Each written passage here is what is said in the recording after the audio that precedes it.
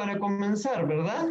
Y en ese sentido, quisiéramos empezar con la pregunta, ¿no? Sobre cómo están los planes de gobierno de las agrupaciones que se han presentado para estas elecciones respecto de la salud mental. Le doy la palabra a Maru para que pueda iniciar.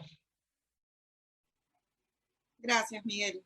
Bueno, buenas tardes o noches a todos y todas. Gracias por participar del conversatorio.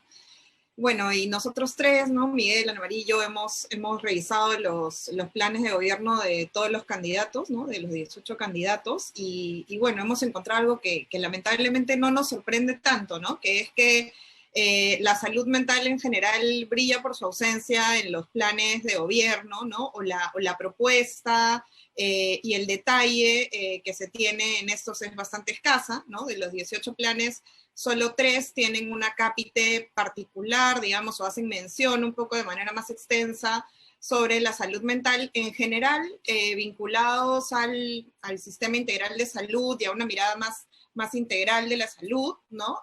No como una cápite aparte, digamos, ¿no? Que son los planes de gobierno del Partido Nacionalista, del Frente Amplio y de Somos Perú, ¿no? El Partido Nacionalista en uno de sus problemas, los problemas que plantea el plan de gobierno, no es el elevado número de personas afectadas por problemas de salud mental.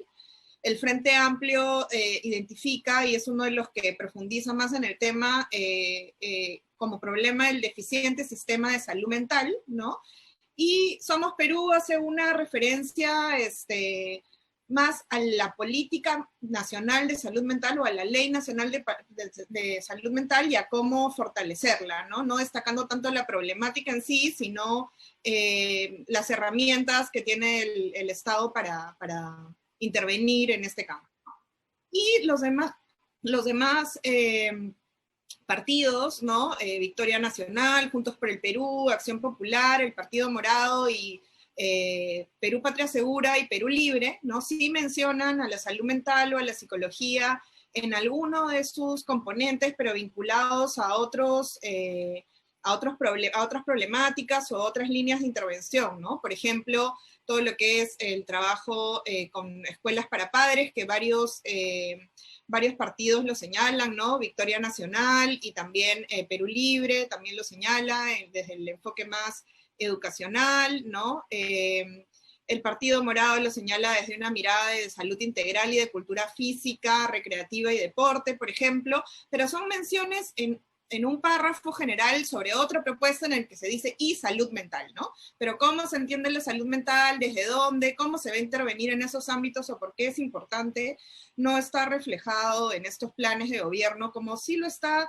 de manera muy sucinta, muy breve, en estos 3 primeros que señalaba, ¿no? En el Partido Nacionalista, en el Frente Amplio y en Somos Perú. Pero igualmente, ¿no? Pensaba yo que la mirada que se tiene de la salud mental es esta mirada sobre todo relacionada a la patología, ¿no es cierto? Pero no a una mirada relacionada más con el bienestar integral, con la calidad de vida y con los determinantes sociales, no solo de la salud, sino también de la salud mental, que son un poco dejados de lado, ¿no? Y que ahora vamos a ir conversando un poco más de eso. Pero ese es el panorama general bastante desolador de los planes de gobierno, ¿no? Y ahora nos preguntaremos y también responderemos por qué no está más presente la salud mental ahí, ¿no? ¿No es un problema o no estamos haciendo nuestra chamba? No sé, ¿no? Ahora conversaremos sobre eso. No sé, doy la palabra a mis colegas. Ana María, te escuchamos. Bueno, sí, bueno, efectivamente estábamos conversando un poco sobre qué sorpresivo y a la vez no tanto, ¿no? Bueno, sorpresivo, digamos, para no perder nunca la capacidad de sorprendernos, pero efectivamente no encontrar prácticamente casi nada, ¿no? De la mención de salud mental en los planes de gobierno es desalentador, ¿no? Nos deprime. Y nos hace preguntar sobre cómo estamos entendiendo, ¿no? La salud mental. Quizás sea la propia noción, ¿no? Lo que podríamos empezar a pensar, ¿no? ¿Qué entendemos por salud cuando decimos salud y qué entendemos por mental cuando decimos salud mental, ¿no? Y de repente estamos comprendiéndolo como estas cuestiones duras, ¿no? Psicopatológicas, internas del mundo, intrapsíquico, o por el contrario, nos estamos yendo a los ambientes plenamente sociales, ¿no? Y en medio de estas dos escenas, dos escenarios, ¿no?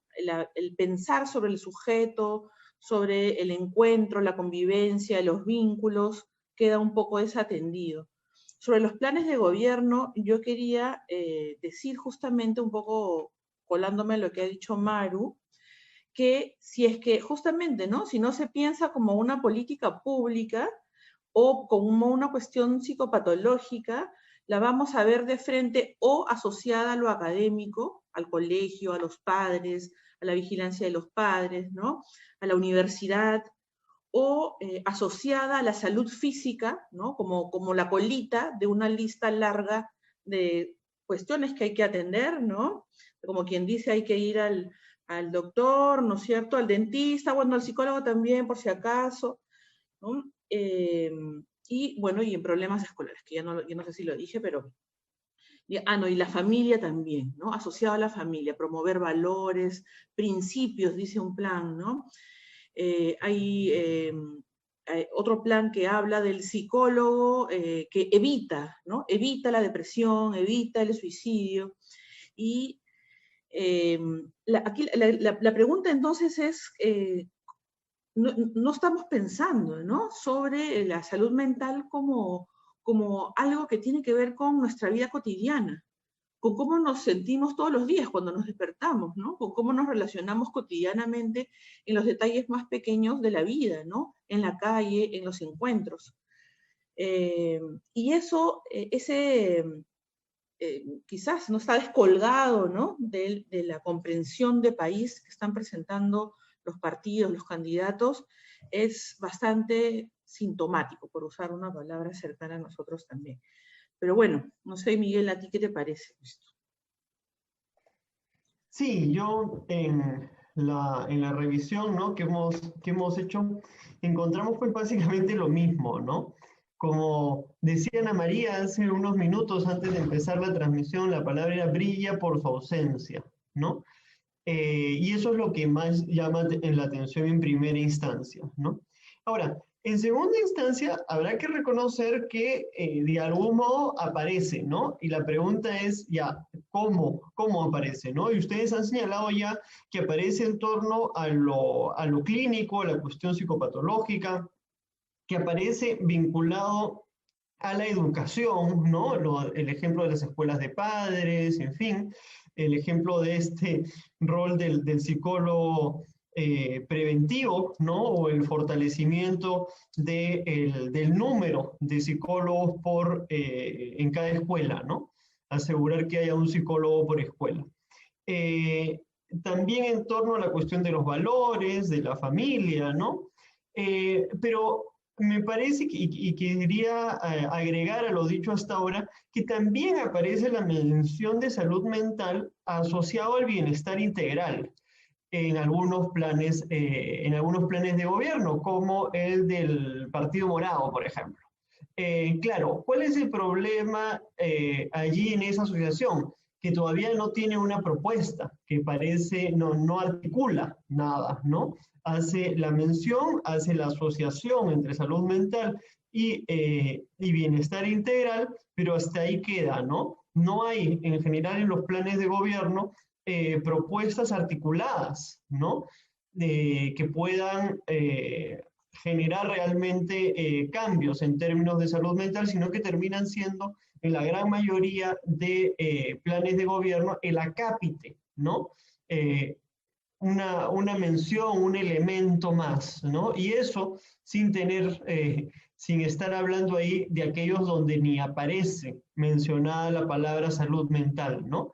Como los planes de gobierno de Podemos, Fuerza Popular, Alianza por el Progreso, Avanza País, Renovación Nacional, donde parece que el término ni siquiera existe, ¿no?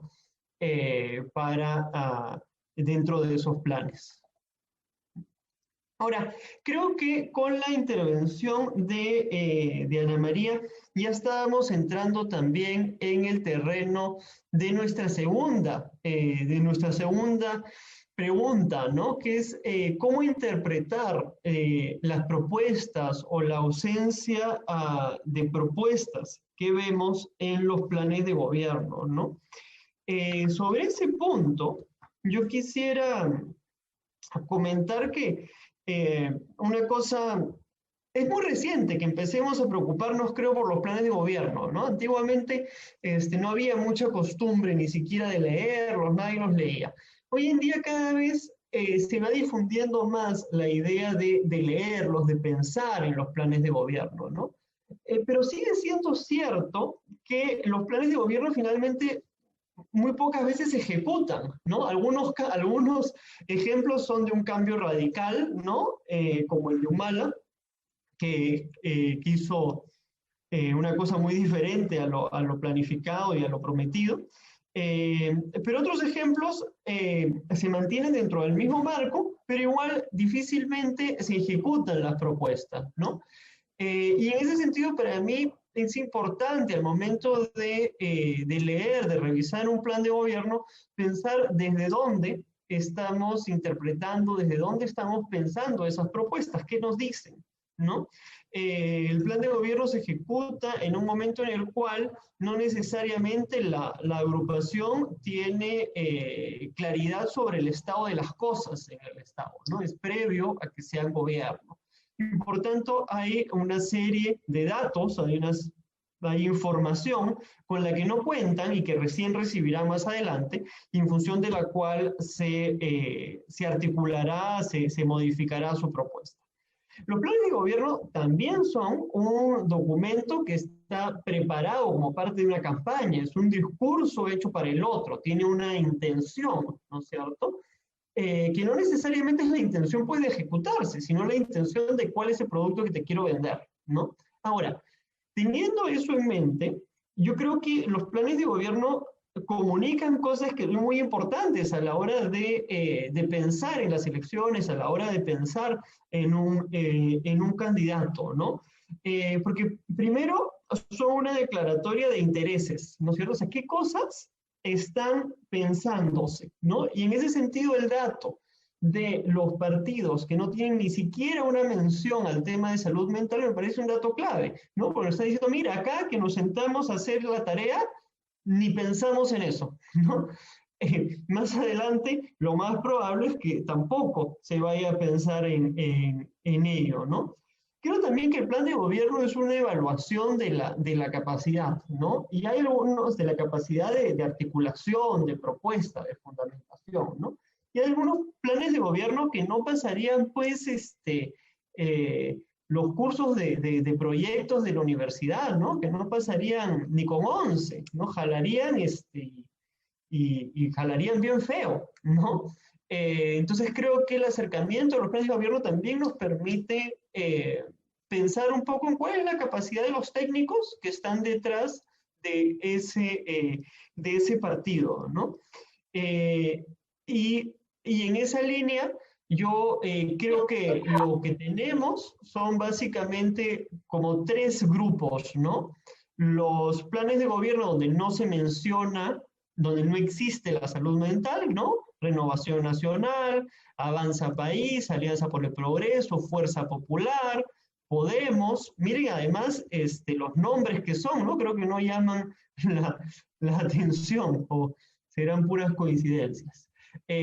Aquellos donde aparece, hay una noción de que ese es un tema, digamos, que existe, ¿no? Victoria Nacional, Acción Popular, el Partido Morado, Juntos por el Perú, Perú Libre, y aquellos que, mal que bien, estemos de acuerdo o no con la propuesta, elaboran un poquito más, ¿no? Donde somos Perú, Frente Amplio y el Partido Nacionalista, como lo mencionaba Maru hace un rato.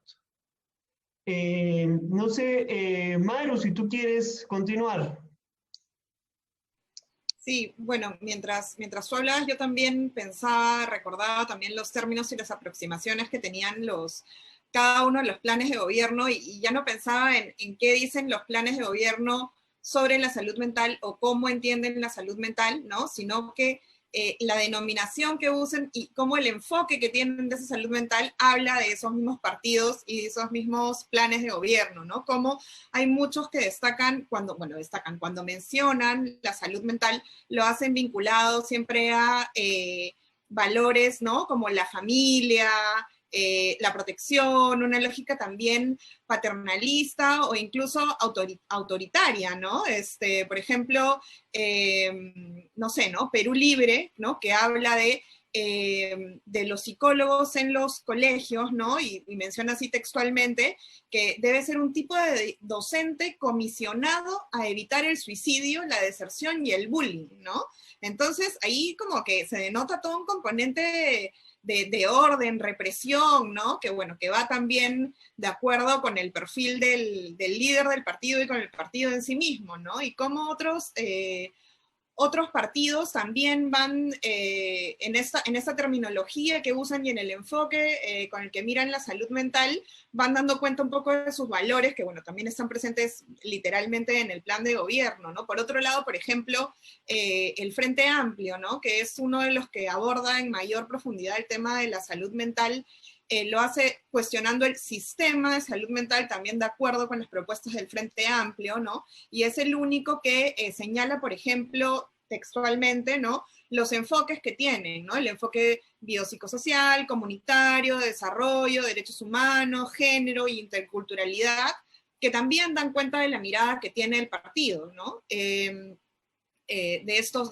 valores, ¿no? Somos Perú, por ejemplo, habla y destaca la Política Nacional de Salud Mental o la Ley de Salud Mental, que también tiene estos enfoques, ¿no? De interculturalidad, de género, de derechos humanos, etcétera, pero no hace un énfasis en esta aproximación como sí lo hace el Frente Amplio, ¿no? Entonces, como a través de esta terminología que usa cada partido, ¿no? Por ejemplo, el Partido Nacionalista se enfoca en la cobertura del servicio, ¿no? El acceso, que si pensamos también en el gobierno de Humala, ¿no? Con todos sus programas sociales también se dirige hacia allí, ¿no? Por nombrar algunos, ¿no? Y bueno, y entonces los que no dicen nada de salud mental, como tú has dicho varias veces, Miguel, ¿no? Que ni nombran el término que están proponiendo, ¿no? O simplemente no es algo relevante para esa agrupación, ¿no? Bueno, pensaba en Fuerza Popular, por ejemplo, ¿no?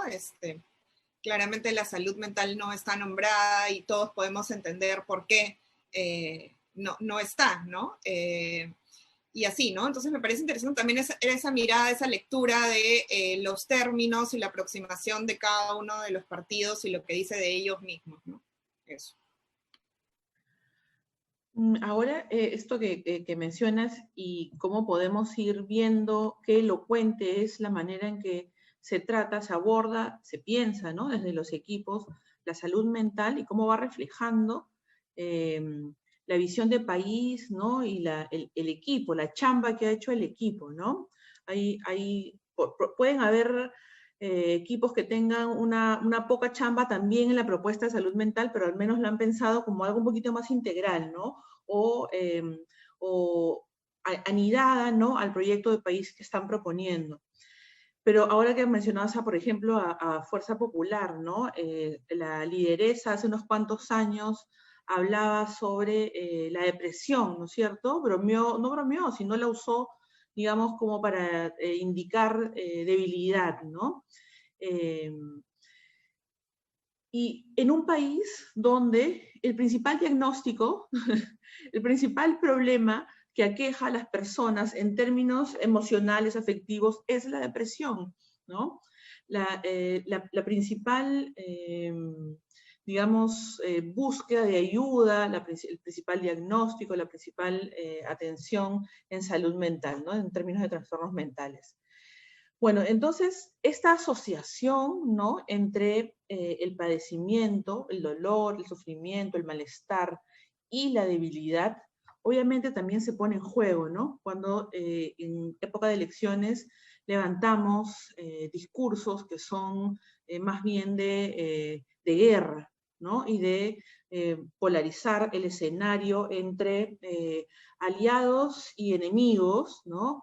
O entre los justos o los más correctos, ¿no? Los más coherentes. Bueno, creo que nos da que pensar en términos de cómo el discurso, pero nuestras conductas también van un poco disociadas, ¿no? O fragmentadas en relación a las ideas y a las conductas y a los gestos, las actitudes que vamos teniendo en nuestra vida pública, que tiene que ver con la convivencia, pero también con cómo hacemos política. No sé, ¿qué te parece a ti, Miguel? Sí, creo que además es importante cómo tú resaltas o sea, cómo los planes de gobierno de algún modo nos muestran características del movimiento y del candidato, ¿no? No están desvinculados, ¿no? Y creo que esta asociación que tú haces entre entre Fuerza Popular, por ejemplo, es muy clara, ¿no? Creo que lo mismo pasa con la mayoría de estos otros partidos, ¿no es cierto? O sea, Renovación Nacional no sorprende que no mencione a la salud mental, si es que su candidato, pues, estaba diciéndole a la gente que si se quiere matar se lance de un edificio, ¿no? Con una insensibilidad total, ¿no? A la experiencia humana en general, ¿no? No me llama la atención que no aparezca en el plan de gobierno, pues, de Alianza por el Progreso, cuando César Acuña, pues, es un candidato que deja mucho que desear, en este caso, no solo, bueno, en general, ¿no? Lo mismo pasa, me parece, con los otros, ¿no? El caso de Podemos, cuando su candidato, pues, es un candidato que tiene serias acusaciones por crímenes, ¿no? Muy, muy complicados, que avanzan, bueno, que viene arrastrando además desde hace varios años ya, ¿no? Y el otro es el caso se me perdió, de Avanza País, ¿no es cierto? De Hernando de Soto, ¿no? Que me parece que es un candidato que en algún momento reunió muchas simpatías, pero poco a poco ha ido mostrando cada vez más su insensibilidad, sobre todo creo que en las últimas semanas las cuestiones de género, ¿no? Y su incapacidad además para salirse de su propio narcisismo y escuchar a otros, ¿no? Y escuchar a otros con respeto. Entonces, para mí, estas ausencias de salud mental en esos planes de gobierno no es, pues, una coincidencia, ¿no? Creo que representan bien a lo que son esos candidatos, ¿no? Ahora, me parece, no sé si de repente Maru quiere comentar algo más sobre este punto. No, sigue. Entonces entro a lo siguiente, porque me parece que además el comentario de Ana María también ya entraba un poco en el terreno de preguntarnos cómo estamos en la salud mental en el país, ¿no? Ya Ana María comentó el tema de la depresión. No sé si quieres continuar, Ana María, con ese punto. En realidad, solo brevemente, para no perder el hilo de lo que conversábamos, ¿no? Que me parece que está interesante y que de alguna manera siempre también los datos, si bien son fotitos, ¿no? Son, digamos, fragmentitos de un pedacito de la realidad, igual nos dejan ver algunas cuestiones, ¿no? Les decía que la depresión es, digamos, el malestar, ¿no? El trastorno que más se diagnostica, por el que la gente más busca ayuda. Sin embargo, ¿no? Casi el 60% de las personas que están deprimidas no reconocen la depresión como un problema, ¿no? Es decir, que conviven. Me quedaba pensando yo en estos datos ayer mientras pensaba sobre esta charla con ustedes, yo decía, la gente está conviviendo, ¿no? con toda esta sintomatología de pesar, que es la depresión, ¿no? Esta angustia permanente, este malestar permanente, y no la reconoce como un problema, es decir, la ha incorporado en su vida, ¿no? Como el lastre que arrastra, porque sí, porque así es la vida, pues, ¿no? Y entonces hay que bancársela nada más, ¿no? Esta realidad, ¿no? Es casi, les decía, casi el 60%, 50 y tantos por ciento de personas que no reconocen sus síntomas como depresivos, contrasta con un déficit de 80% en la atención clínica. Parece broma, pero es real, ¿no? Son los datos del MINSA. Y esto, no hemos todavía tocado un tema que es esencial y que está aquí instalado entre nosotros, que es la pandemia, ¿no? Y cómo eso ha provocado un desequilibrio catastrófico en nuestro país. Nos ha trastocado todo, ¿no? No hay nadie que no haya quedado afectado de una u otra manera por lo que estamos viviendo. Y los planes de gobierno, ¿no? Y las candidaturas, excepto algunas honrosas excepciones, ¿no? También la mayor parte de la campaña han estado, digamos, hablando sin aludir a la pandemia, ¿no? Recién en el último tramo. Esto obviamente es elocuente con sus planes de gobierno, donde la salud mental está también dislocada de los efectos de la pandemia. Y es cierto que en la comunidad internacional, de colegas del mundo PSI, ¿no es cierto?, se habla de la salud mental como la próxima pandemia, es decir, los efectos que va a quedar por todas las cosas que estamos viviendo todos nosotros, ¿no? Duelos acumulativos, ¿no? Depresión, la factura que nos va a pasar el aislamiento, ¿no? En términos de ruptura de los lazos y de los vínculos, ¿no? Y la agudización de todos los síntomas. Pero, bueno, no sé, para mí era esto, no deja de ser un indicador de cómo pensamos la convivencia. Para mí, la salud mental es sobre todo cómo convivimos, mucho más que el malestar subjetivo, que también, por supuesto, ¿no? Pero cómo convivimos nos va a ir dando parámetros de si podemos confiar en los otros o no podemos confiar, ¿no? O si yo me repliego, me guardo, o pienso mi país en términos de venganza, ¿no? O pienso mi país en términos de ahora es mi turno de la revancha, o ahora es mi turno de robar, o ahora es mi turno de ver cómo sacio mis intereses corporativos finalmente, ¿no? De grupo, por lo menos. Bueno, no sé, yo les dejo eso así como provocación para ver qué quieren decir. Maru, ¿continúas? Sí, bueno, me he quedado pensando en lo que dice Ana María, todavía no tengo una respuesta a eso, pero yo iba pensando en paralelo también a este diagnóstico, digamos, o situación de la salud mental en el Perú, ¿no? O en este momento también de pandemia, pensaba mucho cuando hablaba en que, por ejemplo, existe un plan de salud mental en el marco del COVID, ¿no? Que salió el año pasado y que sí se identifica, el Estado peruano identifica como una necesidad atender la salud mental y que esta se va a ver afectada y los problemas de salud mental agudizados por esta pandemia, por todo lo que ha dicho Ana María, ¿no? No solamente por la pérdida de familiares, por el aislamiento, los niños y los adolescentes por no poder ir a la escuela, ¿no? Sino también por todos esos otros determinantes sociales que tienen que ver con la salud mental también, ¿no? Las condiciones de vida, el hacinamiento, estar un año conviviendo, en qué condiciones, no solo materiales, sino las relaciones que hay dentro de las familias, ¿no? Cuántas también hay denuncias por violencia de género, ¿no es cierto? Cuántas personas que están viviendo con sus abusadores, maltratadores, ¿no? Pero también cómo afecta la precariedad laboral, el desempleo, la crisis económica, ¿no es cierto? También a la salud mental y que también se ha visto agudizada en el marco de esta pandemia, ¿no? Y justamente leyendo este documento, releyendo este plan de salud mental en el marco del COVID, y contextualizando también lo que decía Ana María de las estadísticas, ¿no?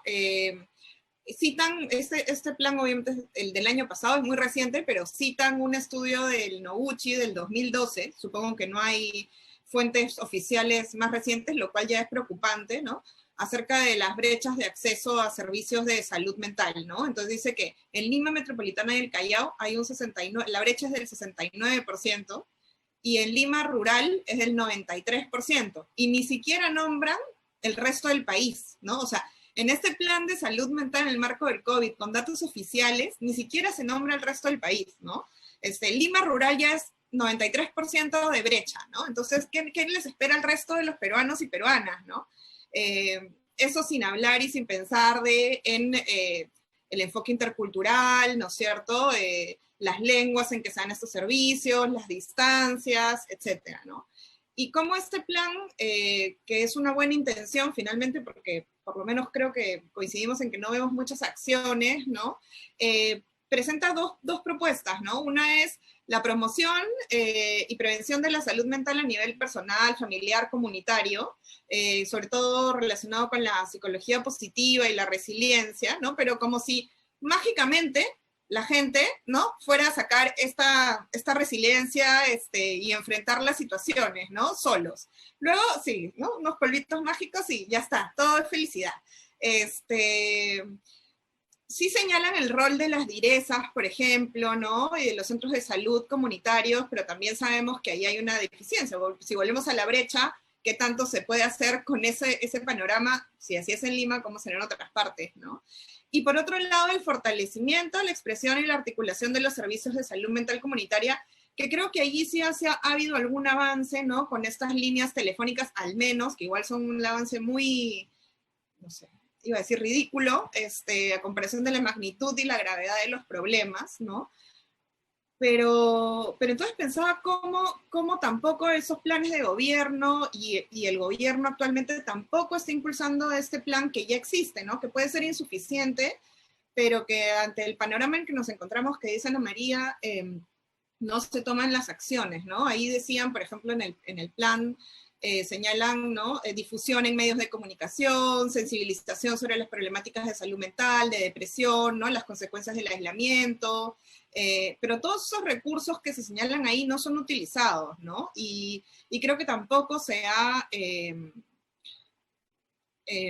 no sé cómo decirlo, potenciado, dinamizado el espacio comunitario para poder desarrollar esas estrategias, ¿no? Y por lo menos hablarlo también como país que ya ayuda, ¿no? Y bueno, en los debates, como decía Ana María también, bueno, ni siquiera se ha hablado mucho de la pandemia, mucho menos de la salud mental, ¿no? Pero bueno, el sufrimiento entonces de las personas y su bienestar queda bastante invisibilizado, ¿no?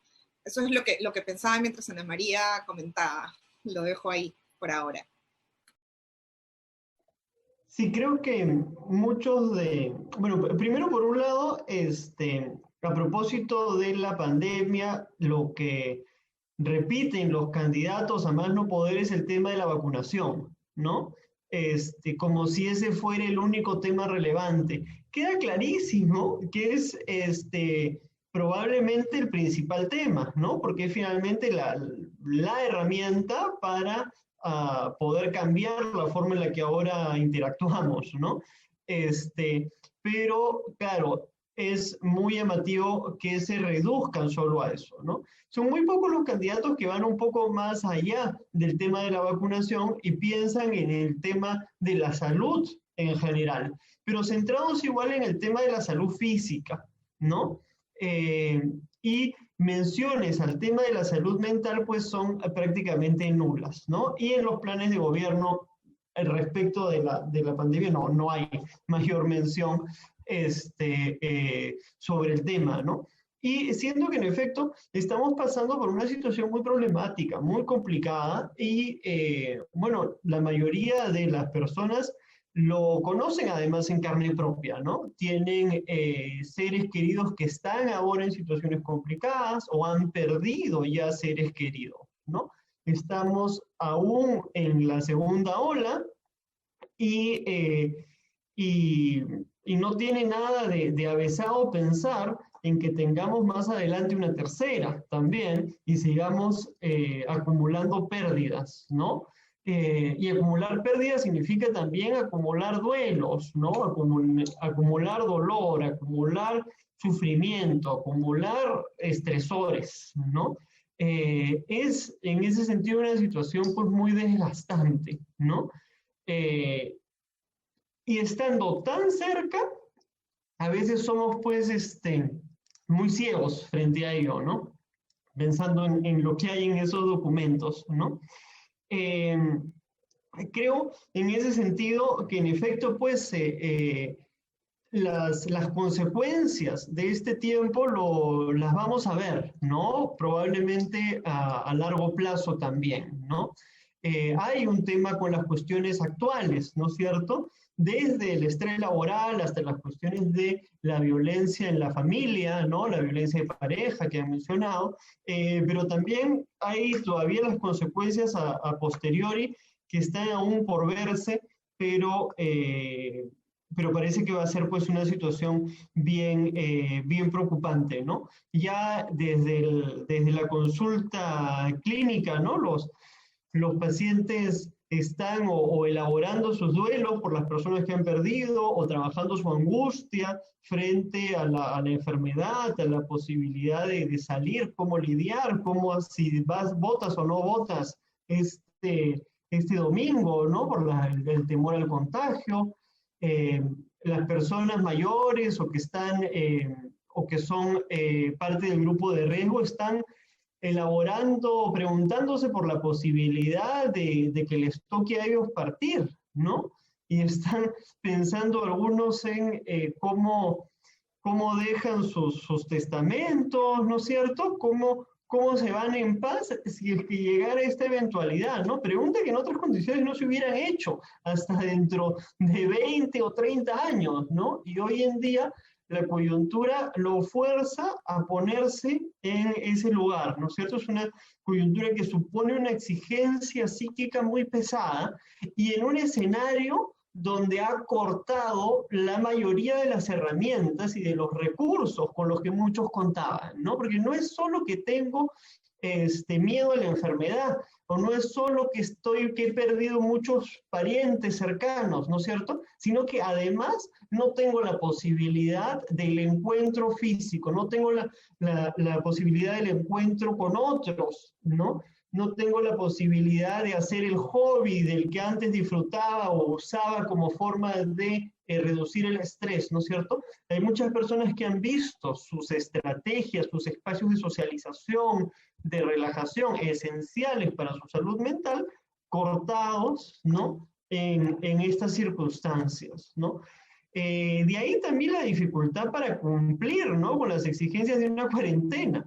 Porque cuando se les exige a alguien quédate en casa, se les está exigiendo mucho más que eso. Se les está exigiendo quédate en casa con tu maltratador, se les está exigiendo no vayas a este grupo que tanto soporte te da, se les está exigiendo corta tus redes de soporte social, ¿no es cierto? Que son fundamentales para un buen desarrollo, ¿no? Entonces creo pues que es una situación muy complicada, muy compleja en términos de salud mental. Si antes en los planes de gobierno esto no aparecía, no era prioritario, creo que el contexto meritaba que esto se vuelva prioritario, pero no ha sido así, ¿no? No ha sido así. No sé, Ana María, Maru, si quieren comentar algo más sobre ello. Quería comentar, solamente para acotar, ¿no?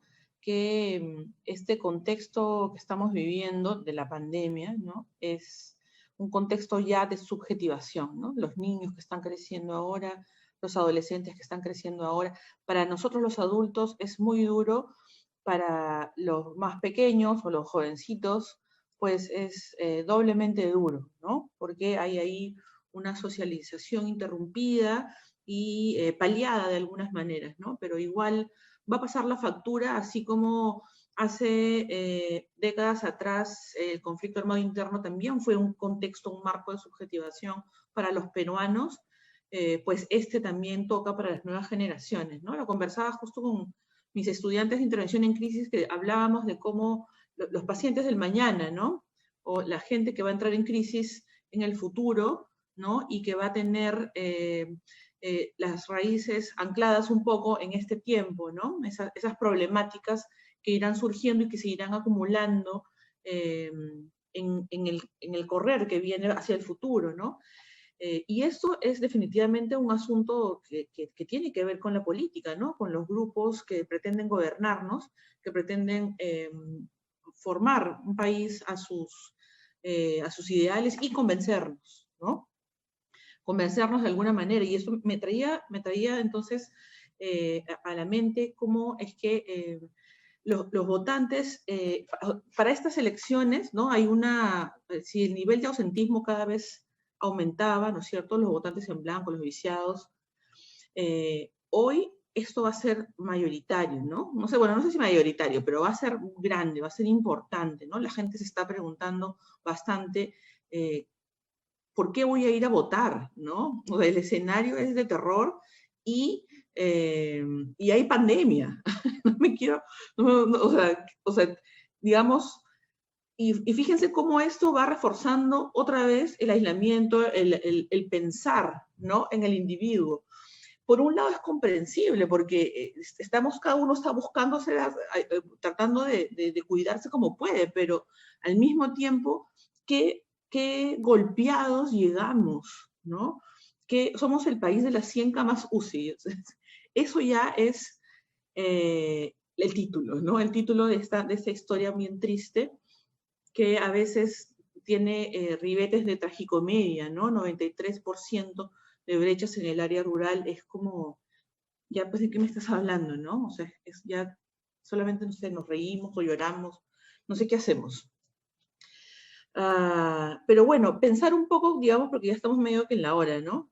Pero quería pensar un poco también sobre cómo hacemos para no quedarnos solamente en la queja, ¿no? O en el análisis. De repente hay alguien que pueda decir, pucha, qué pesimistas. No sé qué dicen ustedes. Es verdad que ya estamos aproximándonos a la hora. Me he entretenido y estoy cumpliendo mal mi rol de moderador. Creo que de moderador participante. Creo que es importante señalar, o sea, quiero hacer un comentario sobre esto que dices, ¿no? O sea, lo de salir a votar este domingo es pues complicado, ¿no? Y hay mucha gente que está pensando no hacerlo, ¿no? Y creo que es una decisión también a veces muy positiva de salud, ¿no? Cada uno conoce su contexto, cada uno sabe con quién vive, ¿no es cierto? Cada uno sabe también sus propios males, sus propias dolencias y puede tomar decisiones sobre cómo cuidarse. Ahora, también creo que a veces a veces la gente tiende a justificarse con ciertas falacias, ¿no? Y una forma de autoengaño muy común es pensar que el voto, o sea, no votar es inocuo, ¿no? Y en realidad no es así, porque al final de cuentas, el Congreso, por ejemplo, los espacios del Congreso se van a dividir por un cierto número de agrupaciones, ¿no es cierto? Si nosotros, si imagináramos, para hacer las matemáticas fáciles, si fueran 4 partidos, y nosotros sabemos que 3 partidos son un desastre, cuando yo no voto, en realidad lo que estoy haciendo es darle un cuarto de voto a cada uno de esos 3 partidos que yo pienso que son un desastre, y un cuarto a aquel partido que yo pienso es bueno, o el mal menor, o aprueba con 12, o aprueba con 20, no sé, pero solamente un cuarto de punto a él y el otro cuarto de punto se reparte entre los otros, ¿no? Es decir, que si es que nosotros vemos que desde eso, sobre todo de aquellos que van punteros o vemos en el Congreso y vemos que hay una gran mayoría de partidos que no dan la talla, el no ir a votar en realidad implica darle más fuerza, ¿no? Que esos partidos que pensamos no dan la talla vayan a tener más espacio, ¿no? Entonces, es una situación bien complicada, ¿no? Porque Por un lado, el cuidado, los miedos, etc., pero por otro lado también creo que es importante señalar cómo eso tiene un impacto, ¿no? No es inocuo el no votar. Ahora, eh, nos invita Ana María a empezar ya a pensar qué se puede hacer, ¿no? ¿Qué se puede proponer? De repente, Maru, ¿tú quieres empezar por ahí? Sí, bueno, yo mientras hablaban los dos iba uniendo un poco los dos puntos que iban comentando, por lo menos así surgía la conexión. Esto que decía Ana María ay, se me acaba de ir la idea, pero bueno, lo que quería decir es que pensaba en el hecho de, claro, de repente eso de aislarnos ante esta situación de pandemia, ¿no? De no votar por el miedo a contagiarnos, pero también el miedo a, no el miedo, sino el sentir que el escenario o las posibilidades de candidatos que tenemos, ¿no? No son alentadoras, ¿no? Entonces, ¿para qué darme el esfuerzo? ¿Para qué darme el trabajo? ¿Para qué arriesgarme, no? Y pensaba también en esa misma lógica en nuestro ejercicio profesional y también pensando un poco en el curso de ética, ¿no? Cuando hablamos siempre del colegio de psicólogos y pensando en esta pregunta, Ana María, de qué cosa podemos hacer, ¿no? Creo que lo que podemos hacer es tener un rol más activo, ¿no? No conformarnos con decir, no, el gremio de psicólogos o la salud mental o la mirada de salud mental en el Perú es muy, no sé, limitada o el colegio no me representa, ¿no? No me quiero meter ahí, sino por el contrario decir, bueno, entonces si otros no están haciendo esa tarea, me toca a mí defenderla desde algún lugar, ¿no? O sea, posicionar el tema, tomar acción, ¿no? No dejar, como decía Miguel en esta comparación con el Congreso, digamos que un cuarto de mi voto se vaya o que no cuente o que no, o sea, el no hacer algo también como, no solo desde el colegio, sino desde cada uno desde su espacio laboral, ¿no? Para que esta situación cambie, es contribuir a esta situación, ¿no? Es decir, no, yo me abstengo porque es todo tan corrupto y el escenario es tan nefasto que mejor no hacer nada, ¿no?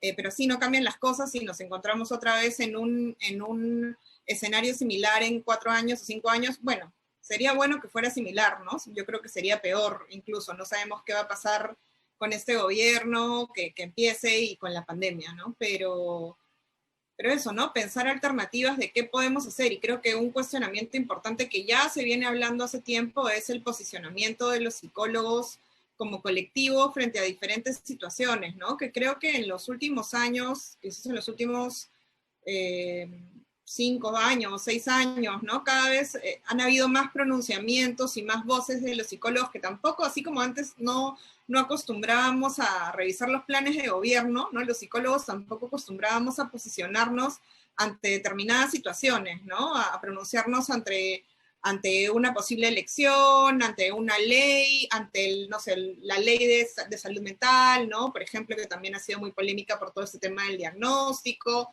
¿no? También recuerdo un pronunciamiento que se hizo en el marco de todo el fenómeno del niño, ¿no? Entonces, como que por ahí se han abierto unos caminos, ¿no? Y por lo menos en el Perú creo cada vez estamos teniendo una conciencia más crítica de posicionarnos y creo que también tenemos que pensar cómo hacemos llegar esta problemática o visibilizamos esta problemática en el Congreso, en los medios, ¿no? No solamente desde nuestro ámbito específico laboral en la universidad, en el colegio, en el consultorio, donde estemos, sino como hacer más incidencia política, ¿no? Por ejemplo, este espacio me parece un espacio súper importante, quizás autocrítica, nos debíamos animar antes, ¿no? O exigir al Colegio de Psicólogos que haga debates de este tipo en vez de estar haciendo sorteos y premios y no hablaremos de las vacunas, ¿no? Luego también me parece bien significativo, siempre lo digo, ¿no? Que el principal promotor de la salud mental en el Congreso pasado, ¿no? Haya sido Alberto de Belaúnde, que es abogado, ¿no? Los psicólogos al final terminamos, no sé, como escondiditos en algún lugar, ¿no? O no ocupando el rol que nos corresponde profesionalmente, ¿no? Entonces, ahí creo que hay múltiples campos para trabajar, ¿no? Creo que es animarnos a posicionar no solamente nuestra profesión, sino la necesidad que tiene la población de salud mental desde una mirada más integral, ¿no? Que también tiene que ver con las condiciones de vida, con su bienestar, etcétera, ¿no? No solo con la patología, como veníamos comentando.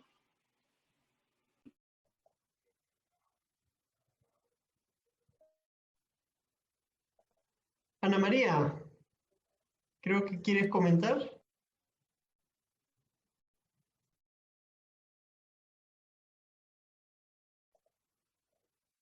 Ana María, creo que quieres comentar, pero sí. Sí, creo que se colgó. Sí, me parece que está teniendo algunas dificultades de conexión, entonces continuaré yo y, Vale. y luego le damos la palabra a Ana María. Eh, yo, bueno, me gustaría comentar principalmente a partir del rol que a mí me toca, ¿no? En el tema de educación. Y creo que esto que mencionas, Maru, sobre cómo los psicólogos han estado escondiditos, creo que tiene mucho que ver con cómo enseñamos psicología, ¿no? Y creo que hay una forma de transmitir la psicología, una forma tradicional, ya la vamos combatiendo poco a poco, en la cual la psicología se concebía como estas pequeñas islas atomizadas, ¿no? O sea, el psicólogo era el que tenía su consultorio, él solo con su paciente, ¿no? A lo mucho la vida en la escuela de psicoterapia, que es otra burbujita pequeña, ¿no? Lo mismo de la psicología educativa, ¿no? Donde el estereotipo todavía se mantiene, es el del el psicólogo en el colegio, ¿no? Dedicándose a los test vocacionales, a los problemas de aprendizaje, ¿no? Y bueno, y el ámbito organizacional también, todas como pequeñas islas, ¿no? Pero creo que vamos avanzando en términos de educación, no para decir que esas formas de psicología están mal, ¿no? Porque también son buenas, son importantes, ¿no? Pero la psicología es mucho más que eso, ¿no? Y creo que vamos avanzando en ese camino. Hay un esfuerzo, me parece, en las mallas curriculares que hemos ido construyendo en la Ruiz, de que siempre haya un componente social, ¿no? Una mirada hacia afuera, más allá de esa burbuja, un cuestionamiento a esas formas tradicionales de psicología, ¿no? Y poder ver un poco más allá. Yo creo que ese elemento es un elemento clave, ¿no? Y habrá que seguir revisando esos planes y pensar cómo podemos seguir potenciando, preparando a nuestros alumnos para estar más en contacto con la política, ¿no es cierto? Más en contacto con la planificación y siempre con una mirada social, ¿no? Yo creo que esa es una apuesta que tenemos en la Ruiz, y ya iremos evaluando que también la cumplimos, ¿no? Pero creo que es importante estar siempre en esa evaluación constante, ¿no? Y en esa apuesta que nos invita a desmitificar, ¿no? Porque es verdad que a pesar de los esfuerzos, cuando uno evalúa con los alumnos, muchas veces se encuentra lo arraigados que están esas nociones de la psicología, ¿no? La fantasía de este psicólogo en su consultorio, él solo con su paciente, es muy firme, ¿no? Y es una fantasía además que ni siquiera es real de la práctica clínica, que involucra siempre la supervisión, siempre el contacto con otros, ¿no? Y desde la teoría pone siempre el énfasis en la cuestión social, ¿no? El sujeto es siempre sujeto de su cultura, sujeto de su sociedad. Me parece que hemos perdido la conexión con Ana María, ¿no? Sí, pero bueno, podemos seguir mientras se suma, seguro ahorita soluciona el problema. Yo complementando lo que tú decías, Miguel, no sé si te estoy interrumpiendo. No, ¿no? No, sigue, adelante. ¿No? También pensaba que se ha avanzado mucho y bueno, y pensando en la Ruiz, ¿no? Y en los debates, las clases y en las miradas que tenemos también en diferentes cursos, y también viendo los resultados, ¿no? Creo que hemos comentado varias veces, por ejemplo, ¿no? Con las marchas del año pasado, más allá del posicionamiento de cada uno, cómo los estudiantes de psicología también tomaron una postura, ¿no? Frente a esa situación, ¿no? Y se va viendo cómo, justamente lo que tú dices, ¿no? Cómo hacer psicología no es solamente quedarse en el ámbito del consultorio, ¿no? O del colegio, ¿no? Pero también cuestionándonos, por lo menos siempre en el curso de ética, también en el curso de comunitaria y de psicología y cultura que he llevado estos últimos ciclos, preguntándonos también para quién estamos trabajando, ¿no? O sea, quiénes son las personas a las cuales tenemos que llegar desde los diferentes ámbitos de la psicología, ¿no? Y pensando otra vez en estas brechas, ¿no? En que no solamente las personas que están en las zonas urbanas o que hablan castellano o que tienen condiciones socioeconómicas suficientes para pagar una terapia, ¿no? Pueden acceder a servicios o a condiciones que sean favorables para su salud mental, ¿no? Siempre empezar a ver eso que muchas veces ha estado invisibilizado, ¿no? Como tú dices, porque se ha considerado de alguna manera a la psicología como una élite, ¿no? Que creo que tú decías al inicio, o como un privilegio, ¿no? Cuando es un derecho, ¿no? Entonces también si desde la propia academia y de la propia, del propio gremio, de alguna manera hemos entendido la psicología así, ¿no? Tampoco nos debería sorprender que en los planes de gobierno no se presente más sólidamente como un derecho que debe llegar a todos, ¿no? Como una condición necesaria para la vida y para el desarrollo de las personas, ¿no? Entonces, sí, me parece que ahí hay grandes avances, no solo en la Ruiz, por supuesto, también lo veo en otras universidades, en otras debo decir que no, también, ¿no? Porque claramente tienen otra mirada, ¿no? Otro enfoque, otro interés, igual que otros partidos políticos que también están asociados con universidades, podríamos decir, ¿no? Pero bueno, creo que hay un gran camino por recorrer, por involucrarnos cada vez más, como decía, ¿no? No solo desde nuestro ejercicio cotidiano, sino desde nuestro posicionamiento, ¿no? Y nuestra reflexión. Y uno de los principales temas creo que es ser más activos también con el colegio de psicólogos, ¿no? O sea, involucrarnos, exigir, demandar, denunciar, ¿no? O ser parte de, ¿no? O sea, ver si se fortalece o qué hacemos, pero no podemos seguir así, ¿no? Porque finalmente también son ellos, o sea, es el espacio que está reglamentado para opinar respecto a leyes, políticas, ¿no? Y representarnos colectivamente, ¿no? Entonces creo que ahí también hay un campo importante.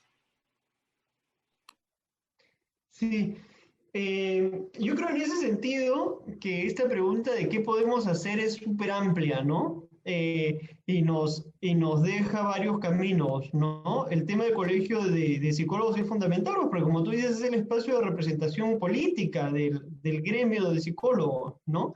El educar es fundamental, también el intervenir desde los espacios privados, ¿no? Porque esa brecha, el Estado va a demorarse mucho en cubrirla, ¿no? Difundir, ¿no? Pensar espacios como estos y nos tocaría también llegar a los tomadores de decisiones, ¿no? En algún momento deberíamos organizar espacios como este y asegurarnos de invitar a los que sean congresistas en este nuevo periodo, ¿no? Ahora, tenemos algunas preguntas también del público, ¿no? Nos preguntan qué opinión tenemos los ponentes sobre el proceso de vacunación que se viene llevando en algunos gremios profesionales como el Colegio de Psicólogos, ¿no?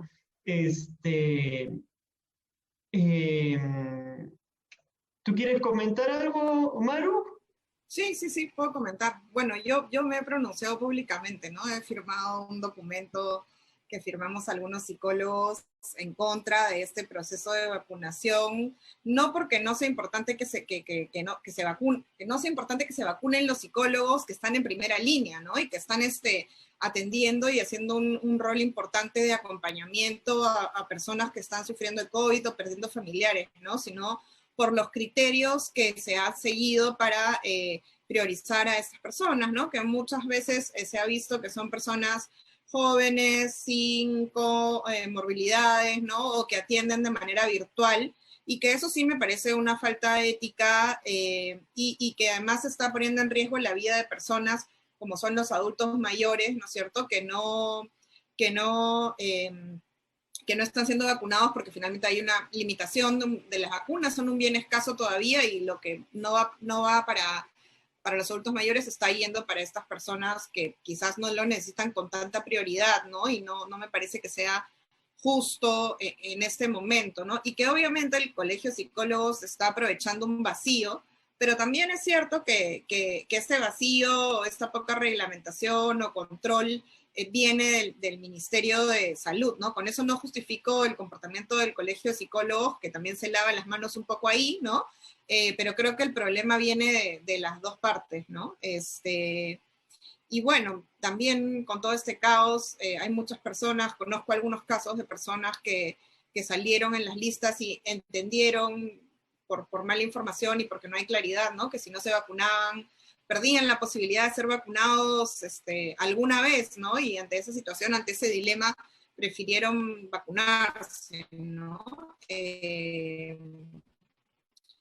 Pero bueno, digamos que no estoy a favor de ese proceso, que además ya la Defensoría del Pueblo se pronunció, el ministro de Salud tardó, pero se pronunció, y creo que la Contraloría va a tomar acciones ahí también, ¿no? Eso. Sí, no creo que habían muchas prioridades antes y que valgan verdades el criterio, digamos, o la forma de inscribirse, el filtro. No había filtro para esa inscripción, ¿no es cierto? O eras psicólogo habilitado o no habilitado, y lo que tenías que hacer era llenar tus datos en un Excel, ¿no? No importaba si atendías todo en virtual, si atendías realmente en algún espacio con contacto, ¿no? O sea, no existía un filtro, ¿no? Y creo que ahí hay claramente un problema, ¿no? Otra historia sería, y en otro plan estaríamos hablando, si es que hubiera existido un filtro, ¿no? Y la pregunta hubiera sido, ¿ese filtro es realmente el que corresponde o no? ¿No? Pero en este caso no hubo filtro alguno, ¿no? Es simplemente por el hecho de haber pasado en algún momento por el Colegio de Psicólogos y ya tenías ese privilegio por encima de los otros. Incluso personas que no estén ejerciendo, ¿no? De repente alguien se dedica a sus hobbies, ya cambió de trabajo, ya cambió de profesión, y como está ahí no habilitado, también tenía ese privilegio, ¿no? Entonces sí, yo creo que es una situación muy complicada, ¿no? Más aún en un momento donde hay algunas promesas que no se han cumplido, ¿no? No se ha llegado a vacunar la cantidad de gente que deberíamos tener vacunadas hasta este momento. Se prometió que se iba a vacunar a los miembros de mesa, cosa que, aunque sean, en general han escogido personas jóvenes, a mí en particular sí me parece muy importante, porque son personas a las que se les está pidiendo un compromiso fuerte, ¿no?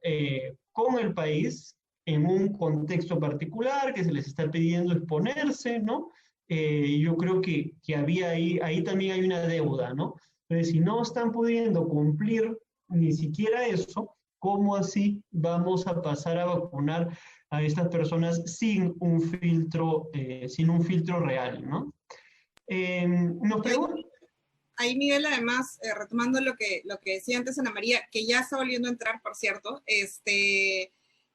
todo el tema de la convivencia, ¿no? Y cómo todo esto también afecta, ¿no? Estos privilegios de vacunar a unos antes que otros, pero también esto que tú dices de prometer, ¿no es cierto? Comprometer que por a una responsabilidad como la de ser miembro de mesa se le va a vacunar, ¿no es cierto? Y luego faltar a eso, ¿no? También genera una serie de problemas y de desconfianzas y de malestares que no contribuyen a una convivencia positiva, ¿no? Y también afectan de alguna manera, bueno, esa confianza y la salud mental también de los peruanos, ¿no? Eso.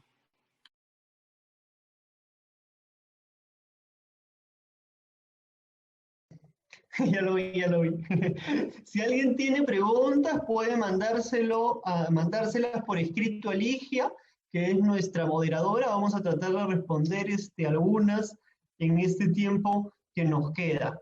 Eh, Nos preguntan también si piensan que es posible que cambien los criterios del MINSA con el futuro partido que ingrese a gobernar.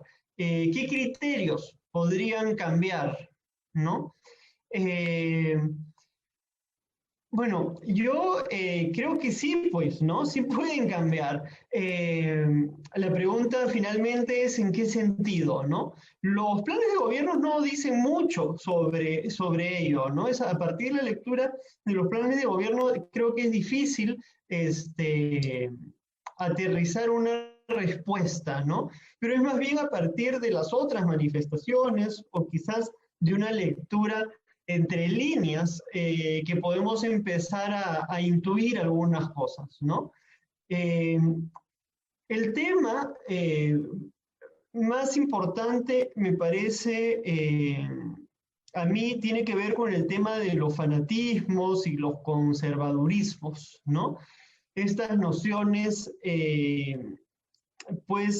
digamos, retrógradas en torno a la salud mental, yo creo que son un gran peligro, ¿no? Cómo van a ser tratados los temas en torno al género, los temas en torno a la violencia, ¿no? Me parecen clave. Las nociones de familia me parece clave, ¿no? Y creo que estamos en un momento en el que estos temas deberían ser orientados no en base a creencias o en base a posturas populistas, sino en base a la investigación, ¿no? Y lamentablemente un gran número de nuestros candidatos que van punteros han mostrado moverse más por cuestiones populistas o por ideas, digamos, tradicionales que no tienen sustento en la investigación, que no tienen sustento en la ciencia, ¿no? Teniendo una noción igual amplia sobre ciencia, ¿no? Por ahí sería para mí la mayor preocupación, ¿no? Como decía antes, los partidos, los planes de gobierno donde no hay menciones a la salud mental, de ahí a mí lo que me preocupa es la falta de innovación, ¿no? Que probablemente no hayan cambios y lo que vayan a haber más bien son retrocesos, ¿no es cierto? Es decir, cancelar todos aquellos avances que vayan contrarios a ciertos principios, ¿no? En este caso, estoy pensando en los principios más conservadores, ¿no? Que están claramente representados en partidos como Fuerza Popular, como Podemos, Alianza por el Progreso también en cierta medida, Avanza País, Renovación Nacional, y desde el otro lado, en términos políticos, pero con la misma fuerza de conservadurismo desde partidos como Perú Libre, ¿no? Me parece por allí que van, a mi juicio, las situaciones más complicadas en términos de salud, de la lectura de los planes de gobierno y de haber escuchado sus propuestas, ¿no? Maru, no sé si tú quieres continuar. Sí, sí, de ahí le damos el pase a Ana María, que ya se sumó. Yo creo que además de lo que tú has dicho, que coincido totalmente y que, bueno, entendí la pregunta también relacionada a la vacunación, pero luego la relacionada a la salud mental en general, es el tema de que se ha hablado mucho, aunque no creo que no es en los planes de gobierno, ¿no? A esta privatización de las vacunas, ¿no? Que cada uno compre su vacuna y se las arregle y que no sea un bien universal y gratuito para todos, ¿no? Entonces digo, si un bien esencial, digamos, para vivir en este contexto como lo son las vacunas, es posible que sea mercantilizado, ¿no es cierto? ¿Qué le espera a la salud mental que ni siquiera es visibilizada ni nombrada, ¿no? O sea, será un bien mucho más inaccesible para muchas personas, ¿no? O sea, será excluyente como lo viene siendo hasta ahora, ¿no? Entonces, creo que que hay que tomar con pinzas también esas lógicas en las que el que tiene dinero y puede accede a la vacuna y cómo eso se extiende a otros derechos de las personas y bienes que garantizan su salud integral, ¿no? Eso. Ana María, no sé si quieres comentar algo sobre este punto, ¿no? Lo que nos preguntaron es cómo podía cambiar los criterios del MINSA. Era en realidad la pregunta, aunque nos hemos ido un poco más allá del MINSA también, con el posible futuro partido de gobierno, ¿no? Con los posibles. Bueno, sí, bueno, primero disculpar, ¿no? Por toda esta situación de las profundidades del Internet, de las que emerjo. Creo que sí es pertinente la pregunta cuando se piensa que un posible gobierno entra a dar como directrices de lo que justamente lo que cuando entré te escuchaba decir, Miguel, de lo que podemos entender por persona, derechos, ¿no? De la persona, que se entiende por familia, que se entiende por libertad, por ejemplo, ¿no? Libertad en relación a la vida, ¿no? A la propia vida, al ejercicio, ¿no? De la subjetividad y de la vida íntima, por ejemplo, ¿no? Y creo que sí podría cambiar, o sea, esto lo hemos visto en varios países, cuando creo que era acertada tu paseo por ciertos partidos políticos de ambos espectros que tienen miradas o búsquedas, objetivos muy problemáticos, ¿no? Y sí me parece importante que desde nuestra profesión podamos decir qué es lo que creemos que es problemático allí, ¿no? Y quizás sea, por un lado, ¿no? Que hay ciertos partidos que están o parecen, ¿no? Partidos o propuestas, vamos a hablar así más, ¿no? Que parece que toman el Estado, que buscan el Estado con un sentido de botín, ¿no? De repartirse las oportunidades de hacer negocio y con lógicas corporativas mucho más que con lógicas del bien común. Me parece que ese es como un perfil claro, ¿no?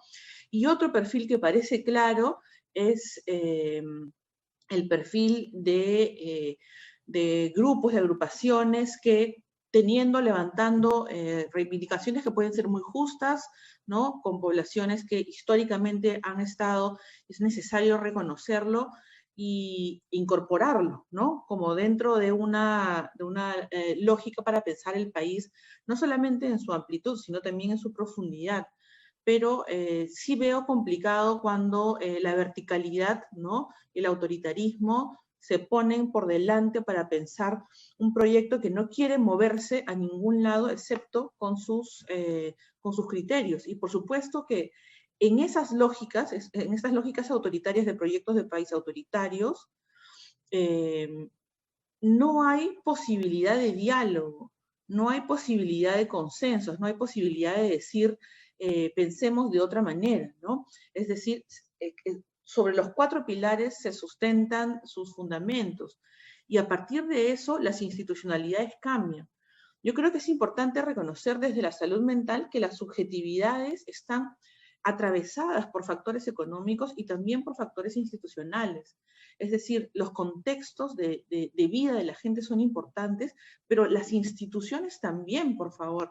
Y entonces es demasiado importante que pensemos que cuando hablamos de salud mental también estamos considerando que lo hemos visto en Brasil lo hemos visto clarito, ¿no? Quien quiere saber cómo podría ser el Perú de mañana es ver cómo se fue cayendo como un castillo de naipes, ¿no? Un castillo de galletitas de soda, todo el Estado en Brasil, plop, plop, plop, plop, ¿no es cierto?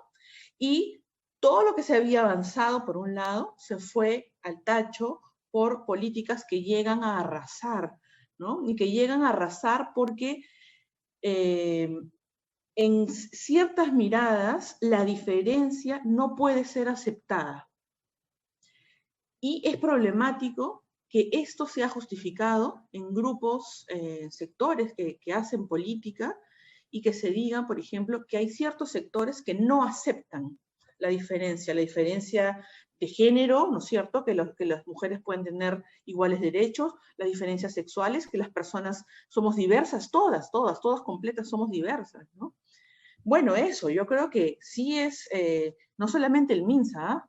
El MINEDU también, el Tribunal Constitucional, el Congreso, y etcétera, etcétera, las instituciones en general. Eso es lo que yo creo que podría decir.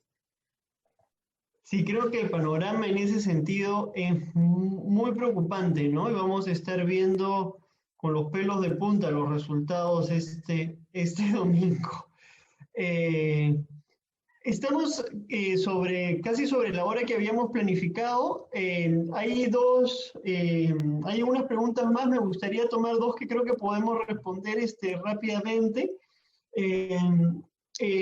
Primero nos comentan, ¿no? Pienso que el espacio que tiene la salud mental en los planes de gobierno no solo está asociado con el perfil del postulante, sino con el estrato que representa y cómo viven el malestar psicológico los mismos, ¿no?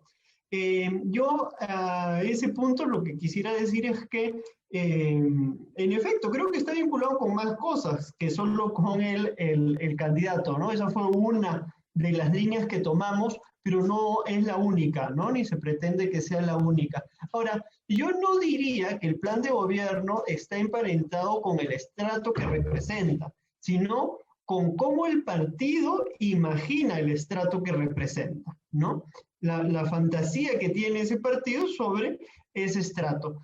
Y en ese sentido, ¿no? Me parece también una forma importante de leer, ¿no? Son personas que creen, ¿no? Organizaciones que creen que la salud mental no es relevante para el otro, ¿no? Y entonces no me lo van a pedir, no me lo van a exigir, no les importa a las personas a las que yo represento, ¿no?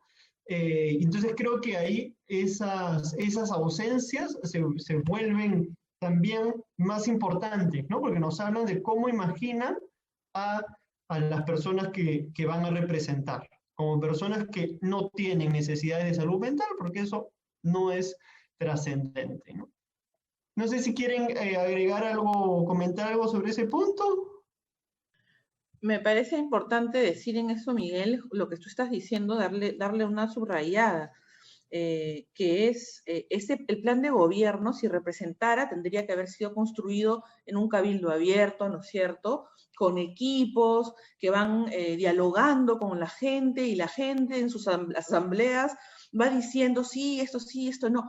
Eso probablemente existió en otro mundo, en otro tiempo. Hoy es un grupo de 4 o 5 personas metidas en un escritorio o debajo de un árbol, no importa.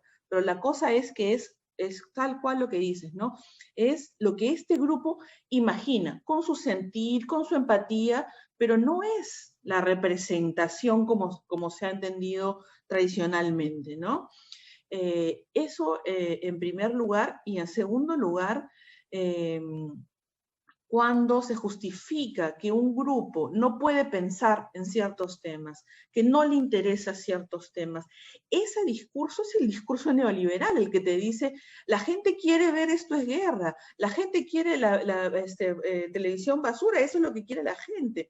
Si no te gusta a ti, cambia pues de canal, ¿no? Entonces, si lo aplicamos aquí, podríamos decir también, eso es lo que a la gente le gusta la mano dura, a la gente le gusta roba pero hace obra. Quizás a un grupo sí, ¿no? Y habría que pensar por qué a este grupo sí, no lo sé, pero también habría que dejar de subestimar, pucha madre, a las personas, ¿no? Y preguntarle, ¿no?, a la gente, ponerle en las situaciones, ¿no es cierto? En fin, o sea, tratar a la gente como adulto, como igual, en vez de con lecturas paternalistas que hablan por el otro, ¿no? Creo eso. Y que construye un otro, ¿no? Porque al no reconocerse esos aspectos, cuando decimos hay que darles Esto es Guerra, porque Esto es Guerra es lo que les gusta, se construye un otro al que le gusta Esto es Guerra, ¿no? Se lo encasilla, se lo deja sin salidas, ¿no? Lo mismo pasa con el tema de salud mental. Maru. Sí, solamente acotando lo que decía Ana María, también se relaciona con algo que yo quería decir antes y se me pasó, que es que lo mismo sucede con las políticas de salud mental, los planes, las leyes de salud mental, ¿no? que excluyen en su diseño y en su propuesta a las personas, ¿no? Y a los colectivos, ¿no? A las personas que tienen trastornos, ¿no es cierto? Y a los colectivos que abogan por la salud mental también para proponer y normar estas políticas que finalmente los van a impactar en su vida, ¿no? Y en su bienestar. Entonces también ahí creo que hay que hacer un énfasis. Por último, aunque hay otras preguntas, pero no nos queda mucho tiempo y estoy yendo en orden, nos pregunta una pregunta que sale un poco del tema, pero dice, ¿qué opinión tienen, qué percepción tienen sobre la salud mental de los candidatos? Yo creo que no convendría mucho pronunciarnos sobre la salud mental de los candidatos, porque hay que ser pues coherentes con nuestro discurso, y si fuéramos, me parece, a hablar en profundidad de la salud mental de los candidatos, tendríamos pues que evaluar, ¿no? Y los candidatos nos presentan un personaje. Ahora, eso no quiere decir que no hayan algunas cositas que podamos decir, porque el personaje que crean para nosotros o para sus votantes tiene algunas particularidades, ¿no? Y son personajes que muchas veces representan sujetos con problemas de salud mental. Con problemas de salud mental no en el sentido patológico, no en el sentido de un cuadro diagnóstico necesariamente, sino en el sentido de personajes que carecen de bienestar, ¿no? Muchos de los personajes son personajes que están cargados de odio, cargados de venganza, y que no son capaces de entrar a la posibilidad de pensar, ¿no? Y para mí un ejemplo de eso es el debate, ¿no? En el debate uno tiene claramente personajes que fueron a pelear, a atacar, a agredir o a vender pues nociones precarias como la mano dura y cosas así que solamente nos hablan de un personaje de un personaje en sufrimiento, ¿no? Hay otros personajes que fueron a pensar, a elaborar y propusieron un poco más y elaboraron un poco más, ¿no? Y hay otros personajes que afrontaron el desafío desde la evasión, ¿no? Ya sea Acuña repitiendo siempre lo mismo, ¿no? O el de Renovación Nacional, que fue desde la evasión también, leyendo siempre lo mismo, ¿no? Yo podría comentar eso sobre esos personajes, ¿no? Ahora, creo que si uno construye un personaje que es evidentemente un sujeto en sufrimiento, algo nos dice también de él, ¿no?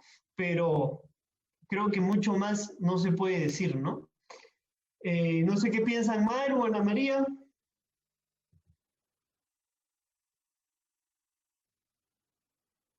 Yo doy paso a la colega clínica y me No, yo lo que podría decir también, para no entrar, claro, en diagnósticos, ¿no? En evaluaciones habría que hacerlas, pero además tendríamos que tener a la persona sentada delante, ¿no?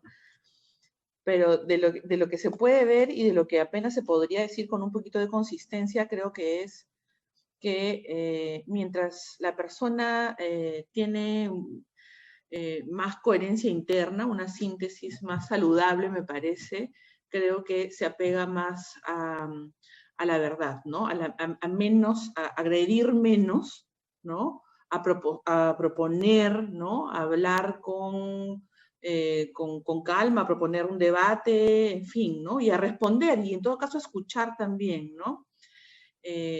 Recuerdo que en redes hubo un súbito reconocimiento de este candidato, ¿cómo se llama? El brujito, el de PPC. Un súbito reconocimiento de su elocuencia. Y yo decía, Dios mío, pero yo lo escuché y no podía pensar, porque era una máquina de decir cosas además inexactas. Entonces, a diferencia, bueno, no estoy contando con los candidatos que solamente insultan o que dicen cosas incoherentes, pero entre los que sí, de diferentes tiendas, trataron de llevar propuestas y de pensar mientras escuchaban a los demás, yo creo que no fue él un buen ejemplo de alguien que quiere hacer las cosas bien. Me pareció más bien un discurso de atarantamiento. Y esto creo que es esencial porque habla también de cómo quizás en el análisis que hacemos de lo que nos dice la gente, estamos solamente quedándonos en los aspectos de la forma, ¿no? Y no nos permitimos ver un poco más allá. Eso. Sí, pero creo que lamentablemente estos personajes violentos, ¿no? Muchas veces llaman más la atención, ¿no? Y creo que muchas veces el votante se queda más en la forma y estando viviendo en un país que sufre mucho, viviendo en un país con mucho malestar, creo que es muy fácil para algunos reconocerse en ese personaje que no es otra cosa que un maltratador, ¿no? Que no es otra cosa que una persona violenta, pero creo que muchos se identifican con eso, se reconocen allí, reconocen una historia familiar, reconocen una historia del contexto en esos personajes, que son personajes en sufrimiento, ¿no? Y más bien los personajes que no están en sufrimiento o que no se presentan así, como podría ser, de repente, aunque podríamos discutir ahí seguramente, pero a mi juicio, a la luz de los debates, me parece Verónica Mendoza y me parece Julio Guzmán tenían como posiciones más integradoras de un personajes que no están en sufrimiento en ese sentido, sin embargo, son reconocidos más como débiles, ¿no? Frente a los otros, por no encajar en esos patrones, ¿no?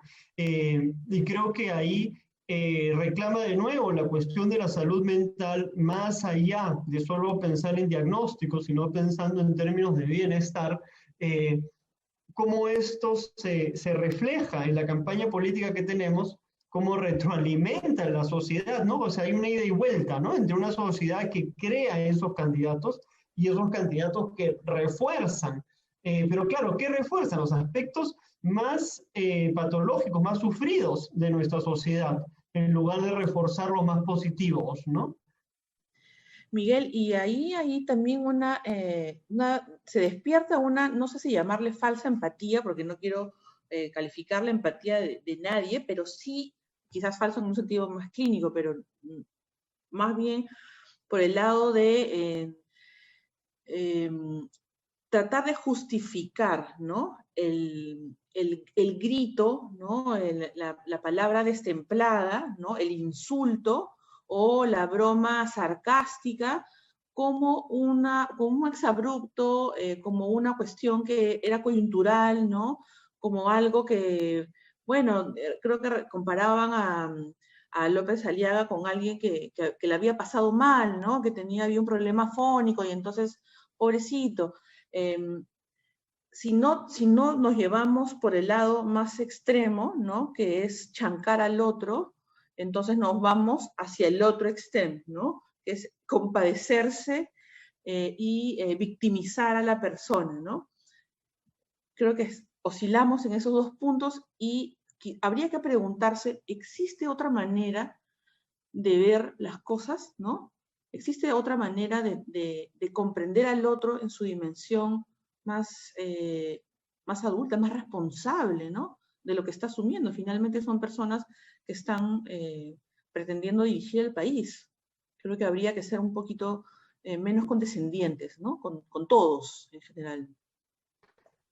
Nos venden los polos y nosotros, o los votantes peruanos, solemos movernos en ese vaivén de la escisión, ¿no? Sin posibilidad de integrar.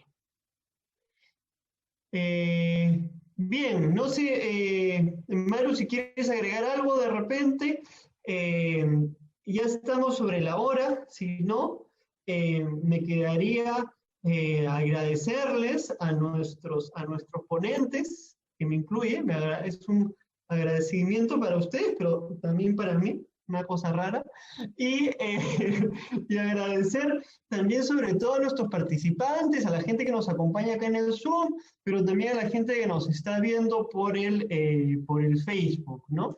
muchas gracias por participar y siempre agradecerle a Ligia, ¿no? Que es acá pieza clave también, ¿no? Maru, Ana María, no sé si quieren decir algunas palabras para despedirse.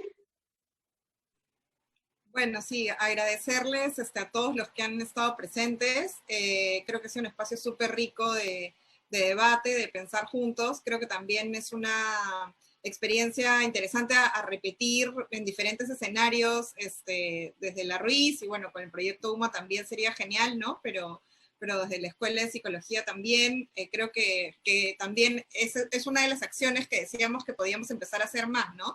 Esos espacios de discusión, ahora que no podemos encontrarnos físicamente, de repente aprovechar la virtualidad para discutir más de estos temas de nuestro rol y del involucramiento, de la salud mental y la política, y bueno, y todo lo que nos espera, ¿no? Digamos que es el inicio de un nuevo escenario, así que creo que habrá mucho por conversar, y eso. Gracias por la oportunidad y por todos por participar, ¿no?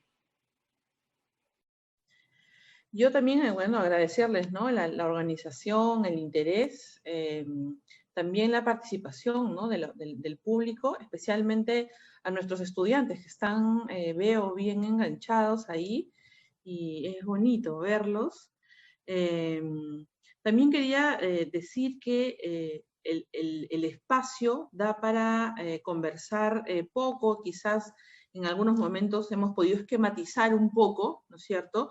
Y la psicología siempre es tan delicada, ¿no? Tan de matices, que, bueno, entre nuestros estudiantes y el público pueden haber muchos intereses políticos y probablemente hayamos criticado, ¿no es cierto?, un poco a alguno de ellos, ¿no?, a sus planes sobre todo.